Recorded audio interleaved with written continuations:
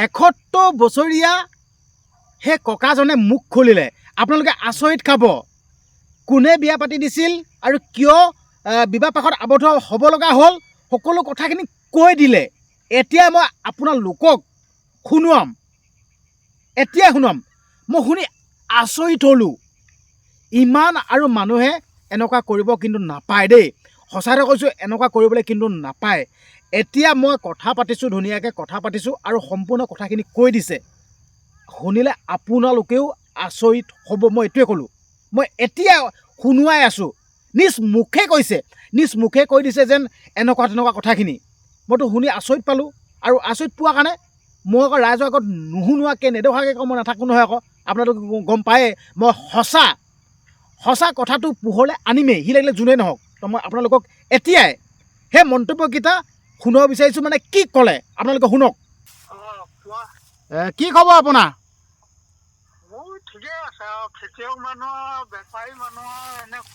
আচ্ছা, বেপাৰী মানুহ ন? আপুনি বেপাৰ কৰে? কি বেপাৰ কৰে? অঁ, চাচি গছ ন? মজা, বহুত দৰদাম, পূৰা দামী বিজনেছ তেন্তে। নহয়, সাঁচি আমি শুনি থাকোঁ, মানে ধৰি লওক ভিডিঅ'টো দেখি থাকোঁ, এইটো বহুত দামী কাৰোবাৰ বা বহুত দামী বস্তু। সাঁচিটো মানে ঘৰত দেখোন এইটো ৰুলে কৰিলে বা বেকিলে বহুত পইচা পায়, এজোপাত দেখোন লাখ লাখ টকালৈকে পায় বুলি শুনিছোঁ যেনিবা। সেইটো কাৰণে মই কৈছোঁ বহুত দামী ব্যৱসায় বুলি। হয় ন? বাকী আপোনাৰ ঘৰ কোন জেগা? গোলাঘাট হেনচোৱা। আচ্ছা, বাকী এতিয়া আপোনাৰ এনে বয়স কিমানমান হৈছে বাৰু? সুধিছোঁ, বেয়া নাপাব যেনিবা দেই। এতিয়া 2024-25ত মোৰ এতিয়া 72লৈ সোমাইছে। 71-72? আচ্ছা, আপোনাক মই এনেই দুটামান কথা সুধিম দেই, আপুনি মানে কথাকেইটা উত্তৰ দিলেও হৈ যাব, সুধিব পাৰিম নহয় চাগে? ঠিক। আচ্ছা, মজা। বাকী মই আপোনাৰ বয়স 72 হয় নাই? মানে এতিয়া বৰ্তমান সময়ত দেই, মানে ধৰি লওক এতিয়া আপুনি যোনটো বয়সত মানে অতিবাহিত হৈ আছে, মানে এইটো যোনটো বয়স, এই বয়সটোত এনে আপোনাৰ চিন্তাধাৰাবোৰ কেনেকুৱা হ'ব বাৰু? এইটো বয়সত মানে আপুনি এনে কেনেকুৱা কথাবিলাক চিন্তা কৰে বাৰু? এতিয়া বয়স হ'লে কিটো আৰু, এতিয়া ধৰা ছোৱালী বিয়া দিলোঁ। ডাঙৰ ল'ৰাটোৱে বিয়া পাতিলে, নাতি দেখিলোঁ। সৰুটোৱে পতা নাই, 25 বছৰমান হ'ল।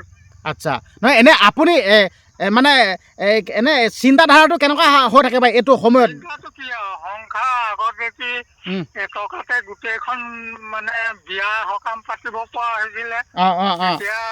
এতিয়া ধৰা 10 লাখ লাগিব। 100 টকাটো 1000 হ'ল। তেনেকুৱাই আৰু, মানে পৰিৱৰ্তন হৈ গৈ থাকিব, যুগৰ অৱতাৰ। আচ্ছা, আপোনাক আৰু এটা কথা সুধোঁ দেই। আপুনি ধৰি লওক মানে বিবাহ পাশত আবদ্ধ হোৱা নাই বা আপুনি বিয়া পতা নাই দেই। মই আপোনাক এনে মানে সুধিছোঁ, আপুনি বেয়া নাপাব যেনিবা দেই। আপুনি বিবাহ পাশত আবদ্ধ হোৱা নাই, আপুনি মানে এজন অবিবাহিত দেই। নহয়, এতিয়া বৰ্তমান মানে ধৰি লওক আপোনাৰ 72 বছৰ কথাই কৈছোঁ। আপুনি 72 বছৰলৈকে যেনিবা বিয়াই পতা নাই দেই। মই মোৰ কথাটো শুনি লওক, আপুনি তাৰপিছত ক'ব আপুনি দেই। আপুনি 72 বছৰলৈকে বিয়া পতা নাই। যদি মই আপোনাক মানে আপুনি মনটোত ভাবি লওক দেই, আপুনি বিয়া নাই পতা বুলি ভাবি ল'ব আকৌ দেই, বিয়া পতা বুলি নাভাবিব আকৌ দেই।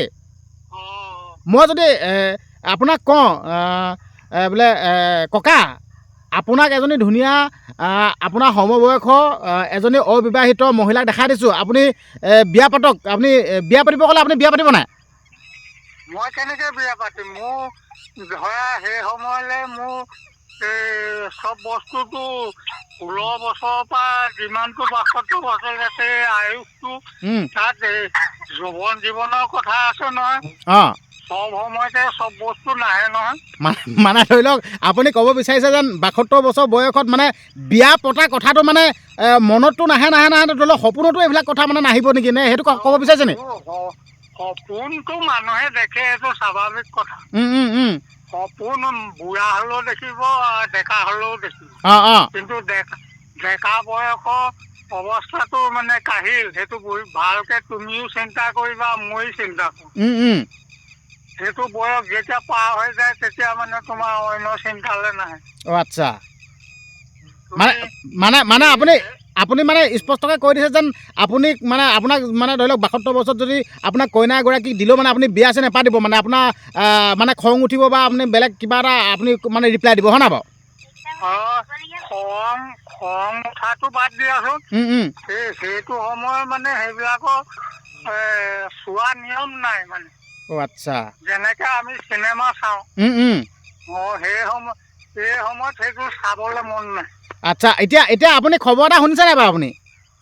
কি খবৰ?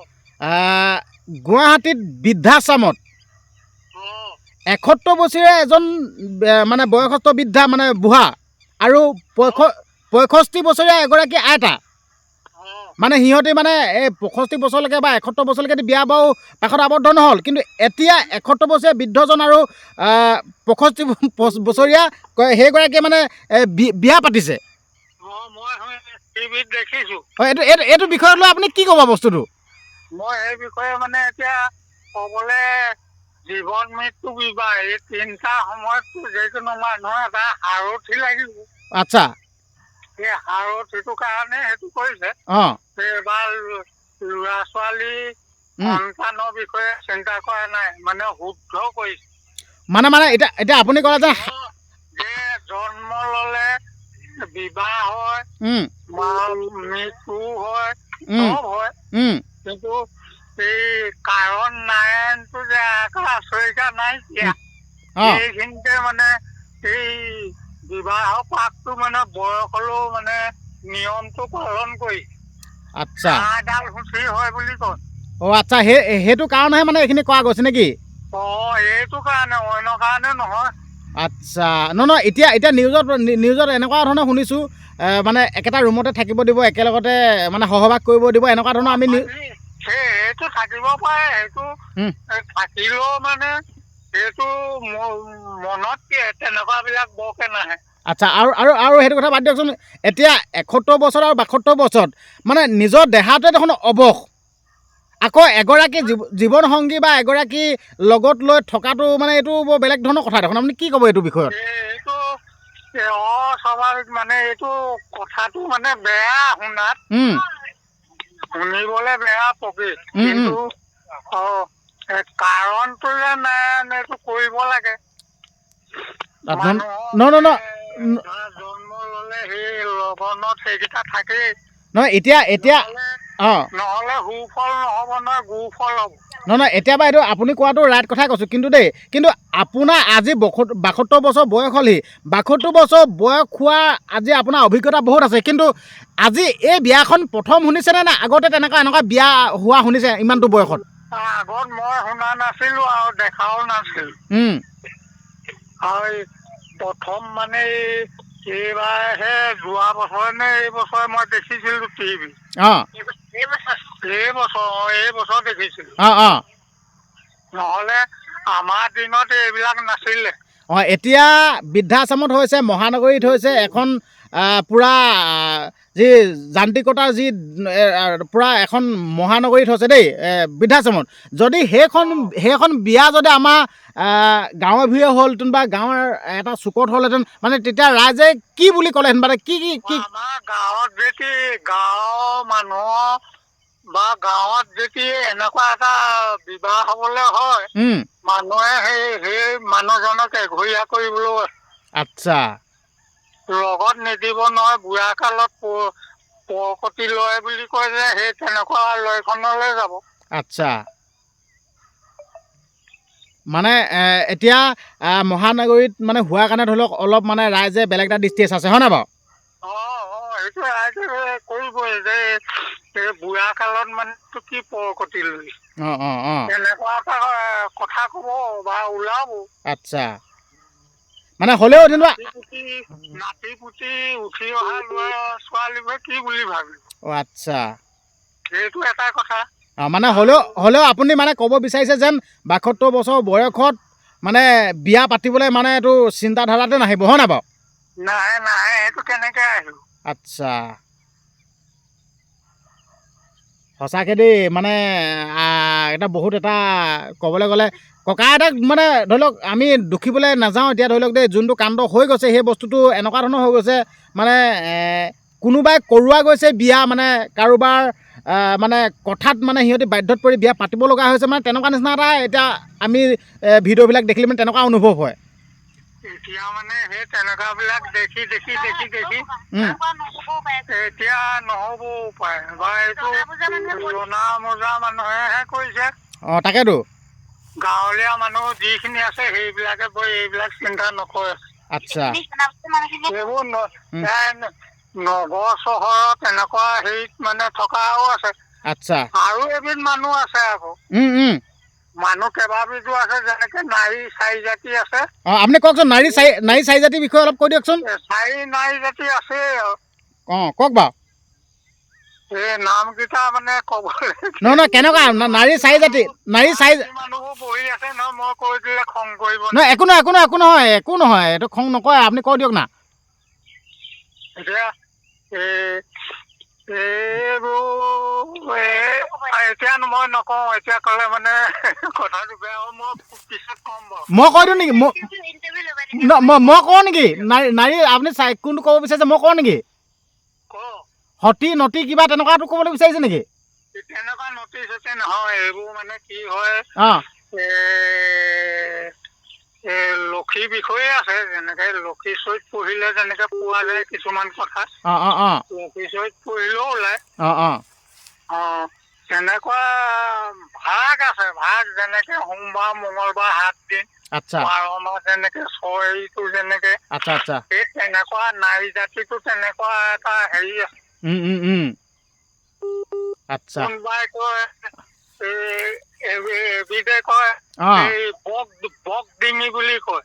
আচ্ছা বক ডিঙিটো হ'ল যাও আমুক আহিছো বহিবলৈ দেও, এনেকে অনবৰত ঘূৰি ঘূৰি সেইজনী তেনেকেই ঘূৰি ঘূৰি বকি মৰে। আচ্ছা গাই বাই। তাৰপৰা আকৌ ৰাধনী বাৰণিৰ ক্ষেত্ৰত আছে আকৌ এই কেৰাহীটোত দি টুক টুক টুক টুক টুক টুক হেতাখনে মাৰি থাকিব বা মজা সেইজনী হ'ল টুকটুকি। আচ্ছা বাকী গম পাইছে ককা? হেল্ল' ককা, বাকী আৰু সেইটো বিষয় নালাগে, মই আপোনাক সুধিব বিচাৰিছোঁ যে এতিয়া 71 বছৰীয়া ককা আৰু 65 বছৰীয়া আইতাগৰাকীক আপুনি কিবা অভিনন্দন জ্ঞাপন কৰিব নেকি? যিহেতুকে বিয়াখন পাতিছে বহুতে অভিনন্দন কৰিব। সেইটো যুগৰ ধৰ্ম, মই সেইটো কৰিব নোৱাৰো, কেনেকে কৰিম? ৰাইজে যদি ভাল পায় হ'ব, নহ'লে নহয়।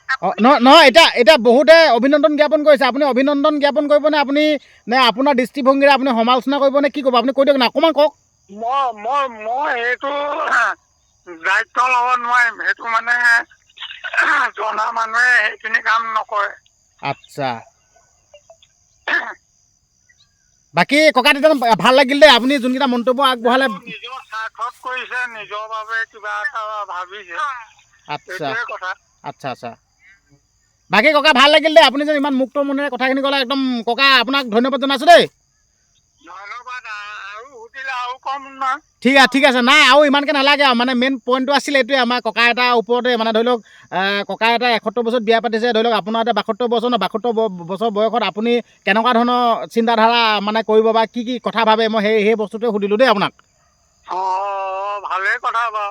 বাকী ঠিক আছে, পাছত কথা পাতিম ককা। এইটো বয়সত ভগৱানৰ নাম ল'ব লাগে অলপমান। আচ্ছা হয় বাকী ঠিক আছে, হ'ব দিয়ক, ভাল লাগিল দেই, ধন্যবাদ।